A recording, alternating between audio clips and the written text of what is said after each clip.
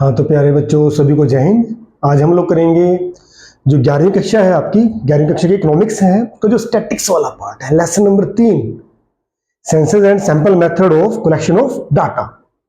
ये लेसन बेटा हम पहले शुरू कर चुके हैं, ठीक है। कुछ पार्ट हमने कर लिया है, प्लेलिस्ट में आप चेक कर सकते हैं।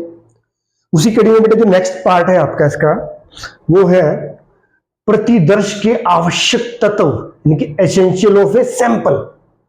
कहने का अभिप्राय क्या है, जब आप किसी समूह में से कुछ मदों को चुनते हैं या सैंपल लेते हैं, तो उसके लिए क्या क्या जरूरी एलिमेंट्स है जिन्हें हम देखते हैं कि जिससे जो हम लोग रिजल्ट ड्राइव करना है वो निष्पक्ष हो और सही रिजल्ट ड्राइव हो सके। समझ में आ रहे हैं?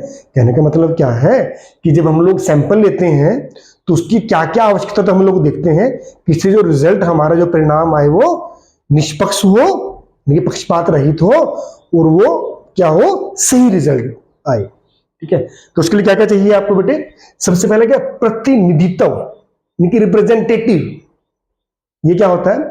कहता प्रतिदर्श इस प्रकार का होना चाहिए। कहने का मतलब जो भी आप सैंपल लेते हैं वो ऐसा होना चाहिए कि वह सांख्यिकी समूह की सभी विशेषताओं का पूर्ण प्रतिनिधित्व करे। कहने का मतलब क्या है, जो भी आप सैंपल लेते हैं, जो भी आप सैंपल ग्रुप में मदे चुनते हैं, वो मदे ऐसी होनी चाहिए जो कहीं ना कहीं पूरे समूह को रिप्रेजेंट करती हूं। कहते यह तभी संभव हो सकता है जब सांख्यिकी समूह की प्रत्येक इकाई को प्रतिदर्श के रूप में चुने जाने का समान अवसर मिलता है। कहने का अभिप्राय क्या है, जब भी आप सैंपल कलेक्ट करते हैं, ठीक है ना, तो आपको क्या देखना है कि जो भी आप सैंपल लेते हैं, समूह में जितनी भी मदें हैं, समूह में जितनी भी मदें हैं, सभी की सभी मदों को सैंपल में चुने जाने का समान अवसर मिलना चाहिए। ठीक है, इससे जो रिजल्ट आएगा कहीं ना कहीं वो पक्षपात रहित होगा और सही भी होगा।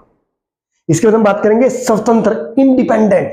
ये क्या होता है कि समग्र की सभी इकाइयां एक दूसरे से स्वतंत्र होनी चाहिए। देखिए, जो भी मदें होती हैं समूह में शामिल, कहीं ना कहीं वे सभी के सभी इंडिपेंडेंट होनी चाहिए एक दूसरे से।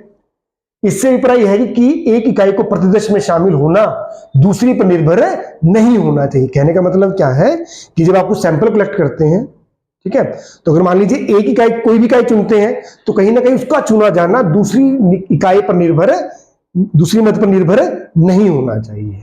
ठीक है बेटा, उम्मीद है बेटा को समझ में आ गया होगा। इसके बाद बात करेंगे सजातीयता, होमोजेनिटी। ये क्या होता है? यदि किसी समूह में दो या दो से अधिक सैंपल छांटे जाए, मान लीजिए आप कोई समूह लेते हैं जिसमें से हमने सैंपल लेना है, आपने सैंपल एक ना लेके दो ले लिया, दो से ज्यादा ले लिए, तो उनमें समानता होनी चाहिए। कहने का मतलब क्या है, जो भी आप सैंपल लेते हैं, जो उनकी विशेषताएं होती हैं वो क्या होनी चाहिए, एक जैसी होनी चाहिए, जिससे कहीं ना कहीं जो परिणाम है वो प्रभावित न हो।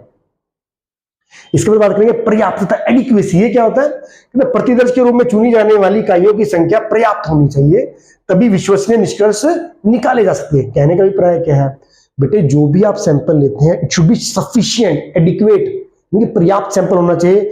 ना ही बहुत छोटा हो, ना ही बहुत ज्यादा बड़ा हो।